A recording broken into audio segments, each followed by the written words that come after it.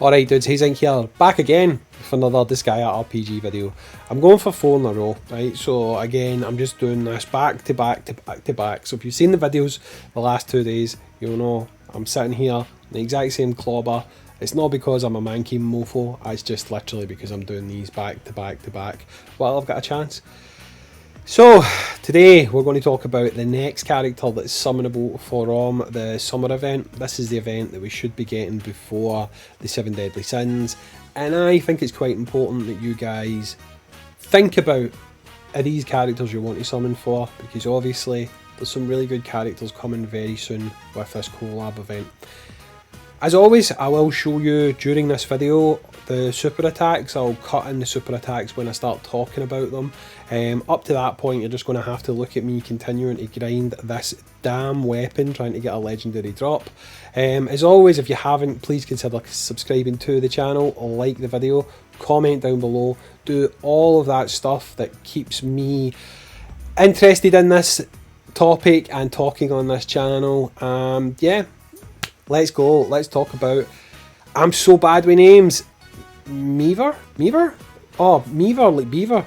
Meaver like Beaver, that's how I remember how to say her name, Meaver like Beaver. Let's talk about Meaver like Beaver. So, Meaver is a monster hunter renowned across the netherworld. This time, her target lives in the sea, so she dons a swimsuit in preparation for the hunt. If you haven't noticed already, Meaver is a generic, she's the archer, female archer character. She's obviously been redesigned for the summer event, and she is summonable as a 4-star unit on the banner. So she's taken a jump from being a 2-star, I think, to being a 4-star. Happy days for you. She still remains to be a bow character, so I mean, bow characters are fairly underrepresented in this game, to be honest, and I feel like we could probably use some more, so getting this chick in the game is quite a good thing for us. So, as always, we'll start off by talking about Meaver's abilities, okay? So, her NE0, her leader skill, as you would call it, is called All Out Barrage. Barrage? Barrage. Barrage? Barrage? I don't know. Attack plus 18% of bow equipped characters, okay? So, if you've got bow users, she's on the squad, she's going to give them a decent boost, an 18% boost, which, to be honest, they kind of need it. Bow teams need a buff. More than anything else in the game, bow teams need a buff.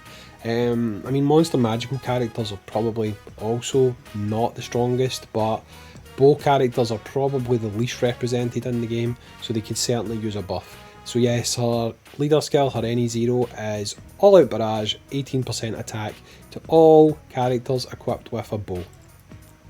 Her NE1 is All Range Shot. Damage done by the party with a general attack is plus 15%. So I believe that's just standard attacks, okay?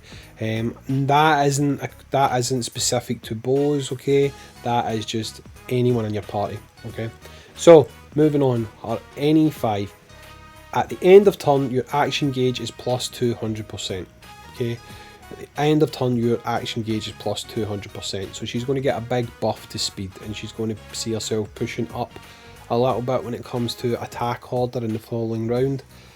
To me, that's a bit of a double-edged sword. It's good, but it also can really mess with you when you've got plans and you know where you want people to go, you know where you want people to attack. It can sometimes be a little bit of a burden, shall we say, but she does have it, it is available, and it is her NE5. Her NE7 is called Hunter Trap. At the beginning of turn, the enemy character with the first action gauge is attack and defense down by 18%. To put that into layman terms, that just means the first enemy character that's going to attack you, okay, is down by 18% on attack and defense. So it should be a little bit easier for you to kill that character, okay. So her abilities, she does a little bit more for the team, if you ask me, than Desco does, but again, that's because I'm more attack orientated. I do think both characters need a buff. I quite like her. I think she's got a decent skill. I've used her a little bit more on JP than I've used Desco. I like the character. Would I say that she's a character that you need to go out of your way to get? Probably not. If you like the design, go for it. But I mean, me personally, well, I won't skip because I always summon. But if I was really wanting to get the sins, I'd have that in the back of my mind, and maybe I would do a paid multi if I've got paid quartz, but I'd probably skip, to be honest. So let's look at her skills. She's got 3. She's got her first one, which is called Summer Bugle, which is a party buff, and it's let's do our best in this hot summer. Defense plus 25% to 40%, okay? I mean, it's a defense buff. What can you say? It's hard to get excited about it, but it is what it is. At level 200, she unlocks Summer Rescue, which is an S to S+. That's not locked behind any level, so that's good. Single target damage. I've always wanted to be a lifeguard. Speed down by 10%. Now, obviously coupled with some other characters who are bow users, like New Year Rosalind. She gives a buff to AoE attacks, and she gives... so that'll help with her next one more than anything else, to be honest. But there's other characters that you can run with her, like the standard archer, who's going to buff her attack skills up quite a bit, and it can make that do a lot more damage, you know. Her any free, if you did get her to any free, is called Typhoon Warning, which starts at C, goes to B.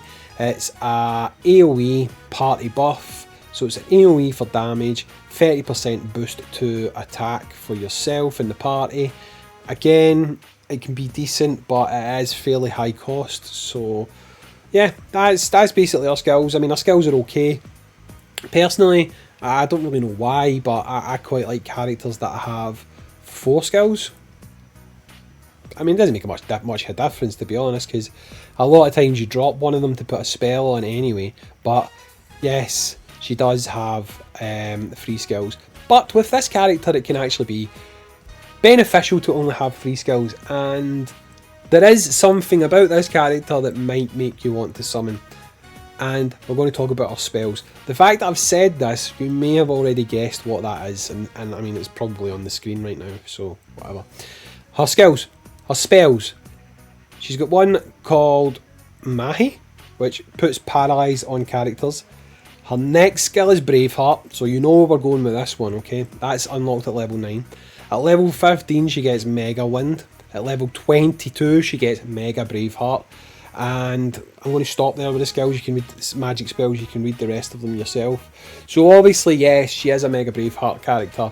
Mega Braveheart characters have a bit more longevity when you summon them, because obviously if they start to drop off on an attack side, you can have Mega Braveheart on them and they're going to be functional for you with regards to a Mega Braveheart bot. Now, we have a lot of Mega Braveheart options now. It's not like before where options were limited, or there was a lot of characters who were maybe at level 30 to unlock Braveheart. She's another one that unlocks it at level 22. So again, I just think that would that be the reason for you to summon for her?